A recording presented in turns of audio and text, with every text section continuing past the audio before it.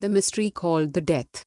Even after death, your brain keeps on functioning for about 10 minutes. Actually, our present perception of death is too simplistic. We consider people as dead the moment their hearts cease to work, or the circulatory and respiratory systems stops functioning. In this condition, the body is functionally shut down, and technically life ceases to exist. But there's more to it than it meets the eye. Despite the body being functionally dead, your brain will remain functional. In fact, it is the last organ of your body to experience death. Just seconds before the death, your brain experiences a huge surge of electric pulse. Nobody knows the exact reason of this surge. Right after this, brain starts to starve for oxygen rapidly. Even after clinical death, you still remain conscious for about 2 to 20 seconds. The cerebral cortex, part of the brain which is responsible for decision-making and thinking, can live without oxygen for some time. This part of the brain is also accountable for translating the information collected by our senses into actions. But, unfortunately, despite this part being active, you have already lost all reflexive and muscular ability to take any action whatsoever. Therefore, you arrive at a point when the brain is undergoing through its last moments. Brain cells are triggering chemical synthesis for energy that would lead to their eventual death.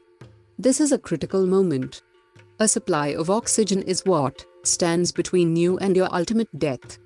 In case doctors manage to restart your heart through life support system, your brain will have enough supply of oxygen to wake you up again. Without this critical supply, your brain surrenders and starts dying. By this time, most of your brain becomes dead. But memory center is the final part that doesn't surrender so easily. Memory center stores the most emotive memories, those you've ever experienced in your life. This part of your brain is not affected by blood loss, even in case of serious injuries, and it's the ultimate part of your brain to die. Before shutting down, the memory center flashes emotive moments from your life right before your eyes. When doctors have taken off life support system for terminal patients, they are declared clinically dead. From this point on, the brain seemed to be alive for more than 10 minutes. Scientists have scanned electroencephalographic EEG recordings of various individuals during this period. It has been found that there are substantial variations between each one of them. This probably points out that all of us go through an exclusive experience of memory flashes when we die. Even after a couple of days of dying, more than 1,000 genes still work inside the body. Many of these genes are highly active, and they carry out critical functions like stimulating inflammation, activating the immune system, and offsetting stress. Interestingly, few of these active genes normally stays inactive and are only switched on during embryonic growth. Maybe they become active so that the body can be saved from imminent death by reinitiating the original cellular division sequence. Few of these active genes, at this stage, endorse cancer growth.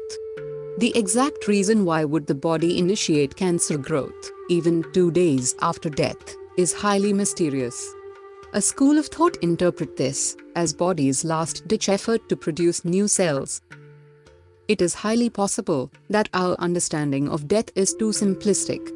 The question arises if it is ethical to declare people as dead when some parts of their body are still working.